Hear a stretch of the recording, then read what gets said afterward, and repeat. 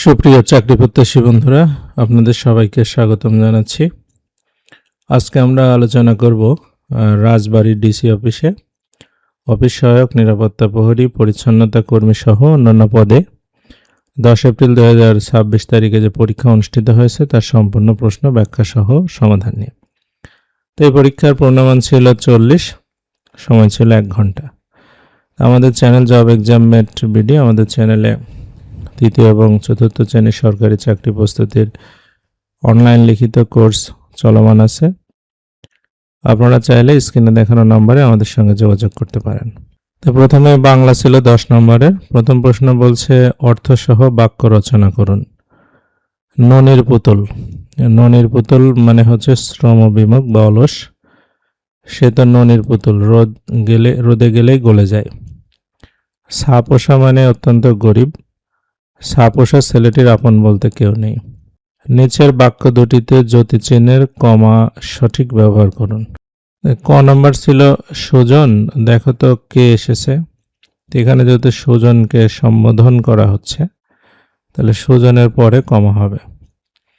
তবে বলছে কাল তুমি যাকে দেখেছো তিনি আমার পিতা। দুইটা এখানে আমাদের অংশ আছে। তাহলে কাল যাকে তুমি দেখেছো, তারপরে কমা হবে তিনি আমার পিতা। এরপরে 3 বলছে শুদ্ধ করে লিখুন উপরোক্ত, এটা হবে উপরযুক্ত, মানে উপরি যোগ উক্ত। আর স্বায়ত্ত শাসিত, এটা হবে দন্ত শয়বয় আকার অন্তস্থ তয়ত স্বায়ত্ত শাসিত, তাহলে শয় আকার দন্ত শয় হস্যিকার ত। এরপরে 4 নম্বর বলছে এনআইডি কার্ডে বা জাতীয় পরিচয়পত্রে নিজের নামের বানান ভুল সংশোধনের জন্য যথাযথ কর্তৃপক্ষ বরাবর একটা আবেদনপত্র লিখতে হবে। তো এই প্রশ্নের পিডিএফ ফাইল দেওয়া আছে কমেন্ট বক্সে, আপনারা সেখান থেকে নিয়ে নিতে পারবেন। সেখানে বিস্তারিতভাবে লেখা আছে সব। ইংরেজিতে চলে যাই।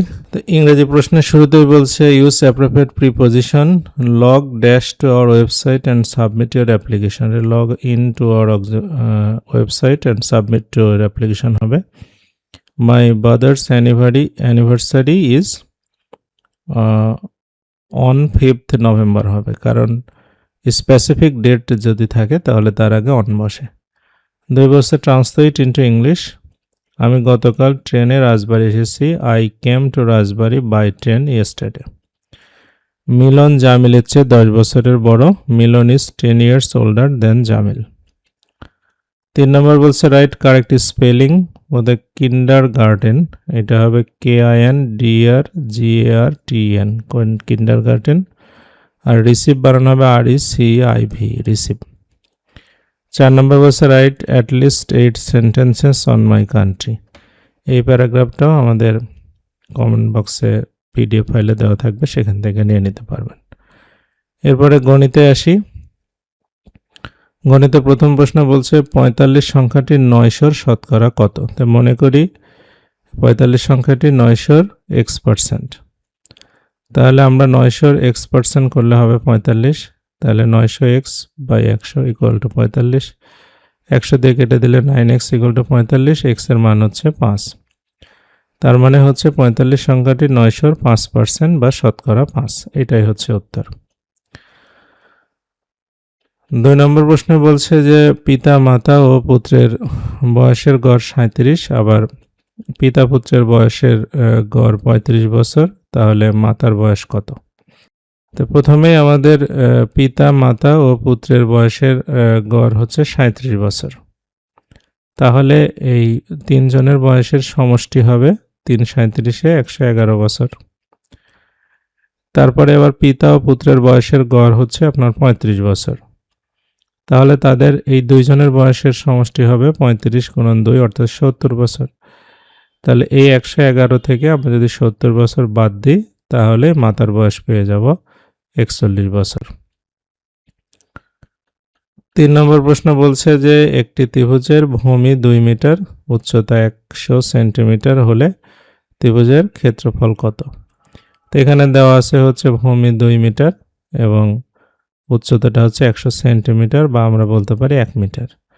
তাহলে ত্রিভুজের ক্ষেত্রফলকে আমরা সূত্র দেয় হাফ গুণন ভূমি গুণন উচ্চতা, অর্থাৎ হাফ গুণন 2 গুণন 1 2 2 কেটে যাবে, 1 বর্গমিটার হবে উত্তর।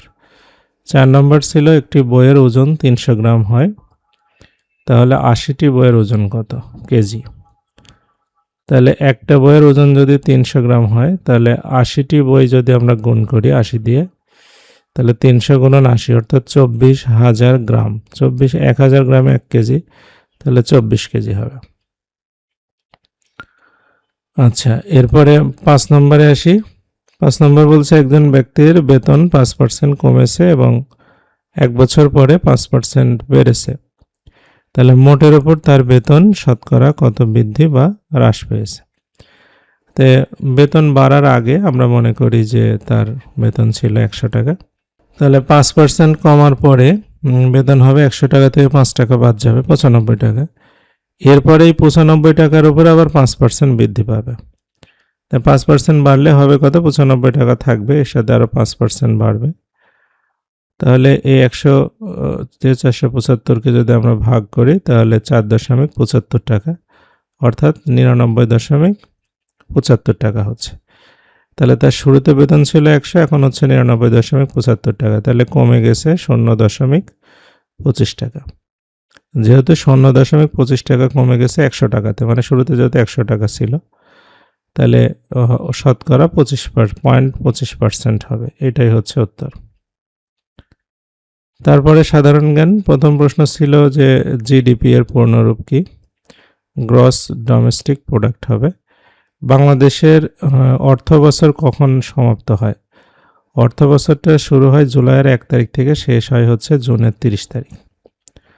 তারপরে বলছে ইরানের রাজধানী এর নাম কি? ইরানের রাজধানীর নাম হচ্ছে তেহরান।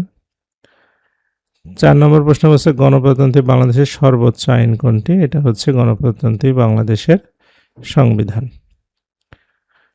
5 বলছে আপনাকে আপনার ঊর্ধ্বতন কর্তৃপক্ষ বাহির থেকে বিভিন্ন ধরনের কিছু ফল আনার জন্য পাঠালেন, কিন্তু সবগুলো ফল পাওয়া যায়নি, আপনি তখন কি করবেন?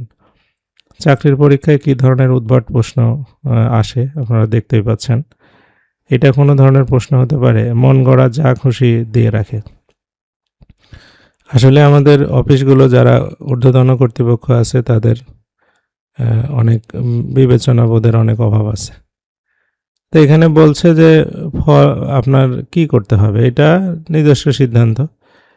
আপনাকে ফল আনতে পাঠালো, আপনি যেগুলো ফল পাওয়া যাচ্ছে সেগুলো নেবেন, যেগুলো পাওয়া যাচ্ছে না সেটা ওনাকে ফোনে জানাবেন যে পাওয়া যাচ্ছে না, আর অল্টারনেটিভ ফল যেগুলো আছে সেগুলোর কথা বলতে হবে।